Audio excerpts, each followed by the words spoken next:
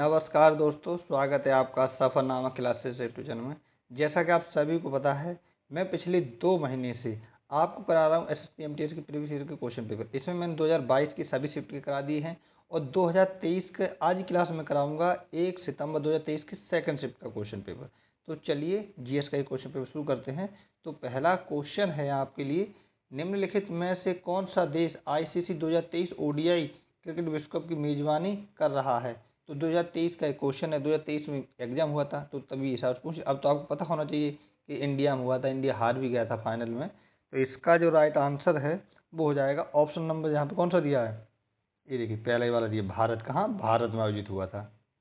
चलिए अगला क्वेश्चन देखते हैं। भारतीय शास्त्रीय गायक पंडित जसराज का संबंध निम्नलिखित में से किस संगीत घराने से है। तो इसका जो राइट आंसर है वो हो जाएगा ऑप्शन नंबर जो इसमें पहला दिया, मेवाती घराना। और मेवाती घराना कहाँ से संबंधित है, शायद राजस्थान से। चलिए अगला क्वेश्चन देखते हैं। भारत की जनगणना 2011 के अनुसार निम्नलिखित में से किस राज्य की साक्षरता दर कम है। तो साक्षरता दर कम की बात की जाए 2011 की जनगणना के अनुसार, तो देखिए आपको पता ही होगा त्रिपुरा जो है इसकी साक्षरता दर कम है दोस्तों, साक्षरता दर की बात कर रहा है। और आपको ये भी पता होगा कि जनगणना हर 10 साल पे होती है। 2011 के बाद कोई भी नेता, कोई भी पार्टी, कोई भी सरकार नाम नहीं ले रही है। और 2021 होनी चाहिए थी, लेकिन 22 निकल गया, 23 निकल गया, 24 में निकलने को बस 2 महीने बचे हैं। लेकिन जनगणना की बात नहीं होगी, देश की विकास की बात नहीं होगी, चुनाव हो जाएंगे। अगला क्वेश्चन है, भारत के संविधान के अनुसार अनुच्छेद 29 और 30 किससे संबंधित हैं। तो इनका जो संबंध है दोस्तों वो क्या कहते हैं, ये देखो ऑप्शन नंबर चौथा दिया, सांस्कृतिक एवं शैक्षिक अधिकार से। ठीक है, सांस्कृतिक एवं शैक्षणिक अधिकार से। चलिए अगला क्वेश्चन देखते हैं। निम्नलिखित में से किस राज्य में दिन और रात के तापमान में लगभग कोई अंतर नहीं होता। ये लो, भारत का भी ऐसा राज्य है कोई। तो इसका जो राइट आंसर है वो हो जाएगा केरल। तो केरल में जो मौसम है, जो तापमान है वो समान रहता है, चाहे दिन हो या रात हो। क्वेश्चन है, पंडित भजन सोपारी जिनका वर्ष 2022 में निधन हो गया, किस संगीत वाद्य यंत्र के प्रसिद्ध वादक थे। तो इसका जो राइट आंसर है वो हो जाएगा ऑप्शन नंबर जो दूसरी, संतूर वादक थे, जिनका नाम था संतूर वादक थे, इनका नाम था पंडित भजन सोपोरी। चलिए अगला क्वेश्चन देखते हैं। प्रसिद्ध बृहदेश्वर मंदिर किस राज्य में स्थित है। ये क्वेश्चन बहुत फेमस है। इसका जो राइट आंसर है वो हो जाएगा तमिलनाडु। बृहदेश्वर मंदिर जो है वो तमिलनाडु में स्थित है। चलिए अगला क्वेश्चन देखते हैं। नर्तक पद्मा सुब्रमण्यम, अलार्म बल्ली और यामिनी कृष्णमूर्ति, और चौथा नाम दिया है अनीता रत्नम, डैश की महान प्रतिपादक हैं। तो इसका जो राइट आंसर है वो हो जाएगा ऑप्शन नंबर जो इसमें कौन सा दिया, दूसरा वाला, भरतनाट्यम की।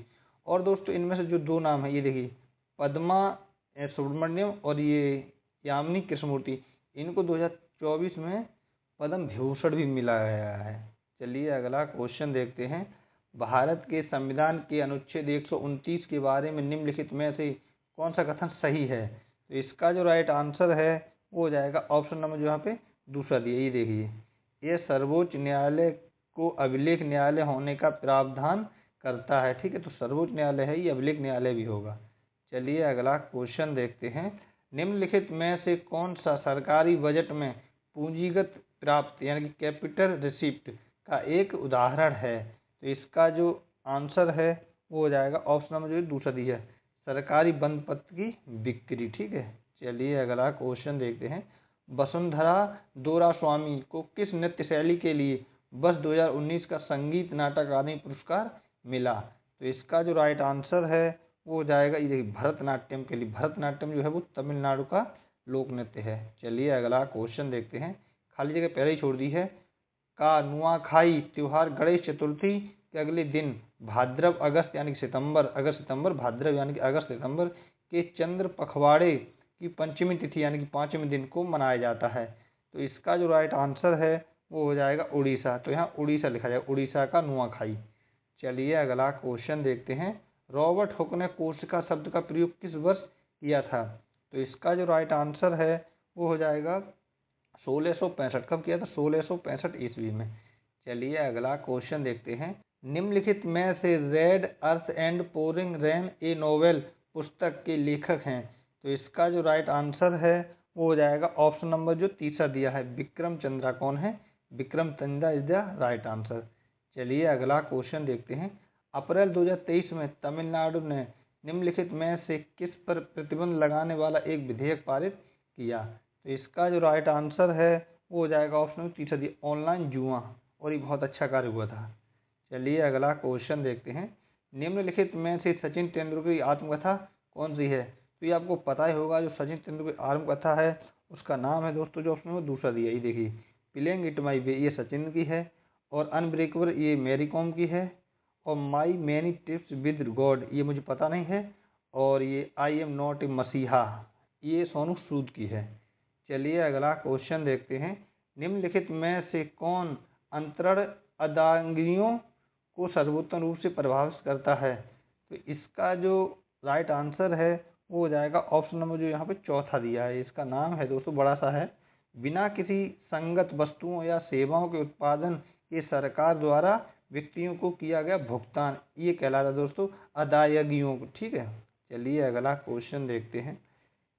किस अभिनय का संबंध वेशभूषा, आभूषण, चेहरे के श्रृंगार आदि के उपयोग में है? तो इसका जो राइट आंसर है वो हो जाएगा, देखिए, आहार्य अभिनय, आहार्य अभिनय।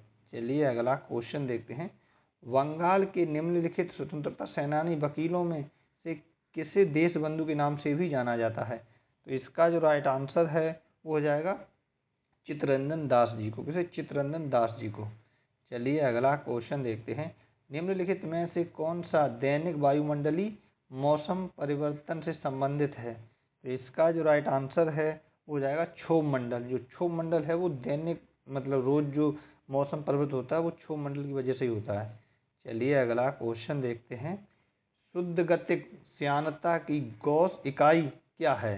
तो इसका जो राइट आंसर है वो हो जाएगा ऑप्शन नंबर जो यहाँ पे दूसरा दिया, स्टॉक्स। क्या बोलते हैं उसे? स्टॉक्स। चलिए अगला क्वेश्चन देखते हैं। मित्र मेला द्वारा स्थापित एक क्रांतिकारी संगठन था, तो इसका जो राइट आंसर है वो हो जाएगा विनायक सावरकर। ठीक है, तो विनायक सावरकर ने इसका स्थापना की थी मित्र मेला की। चलिए अगला क्वेश्चन देखते हैं। निम्नलिखित में से किस राज्य ने 54 वर्ष के अंतराल के बाद मार्च 2023 में रियाद में संतोष ट्रॉफी जीती? तो इसका जो राइट आंसर है वो हो जाएगा ऑप्शन नंबर जो यहाँ पे चौथा दिया, कौन सा? चौथा वाला, तो कर्नाटक इसका राइट आंसर हो जाएगा। चलिए अगला क्वेश्चन देखते हैं। निम्नलिखित में से किस स्टेडियम ने ओडीआई क्रिकेट विश्व कप 2011 का फाइनल मैच खेला गया था? तो स्टेडियम के नाम की बात की जाए तो ये देखिए, आपको जो चौथा दिख रहा है वानखेड़े स्टेडियम, ये कहाँ पर स्थित है? मुंबई में स्थित है। ठीक है, तो मुंबई में खेला गया था वानखेड़े स्टेडियम। और बात करें 2011 वर्ल्ड कप की, तो ये इंडिया और श्रीलंका के बीच में हुआ था, जिसमें इंडिया विजयी हुआ था 28 साल बाद। चलिए अगला क्वेश्चन, और ये आपका लास्ट क्वेश्चन है। 18वें आवधिक श्रम बल सर्वेक्षण, जिसे बोलते हैं इंग्लिश में PLFS के अनुसार शहरी क्षेत्रों में महिलाओं यानी कि 15 वर्ष और उससे अधिक आयु के बीच बेरोजगारी दर जनवरी मार्च 2023 में घटकर फिर डैश हो गई। तो इसका जो राइट आंसर है वो हो जाएगा ऑप्शन नंबर यहाँ पे जो दूसरा दिया है 9.2%, कहते हैं 9.2%। तो ये था दोस्तों आपके SSC MTS के लिए 59वां प्रैक्टिस सेट। चलिए मिलती है 60वें प्रैक्टिस सेट में, तब तक आप अपना और अपनी फैमिली का अच्छे से ख्याल रखिए और अपने एग्जाम को अच्छे से तैयार करते रहें। धन्यवाद दोस्तों।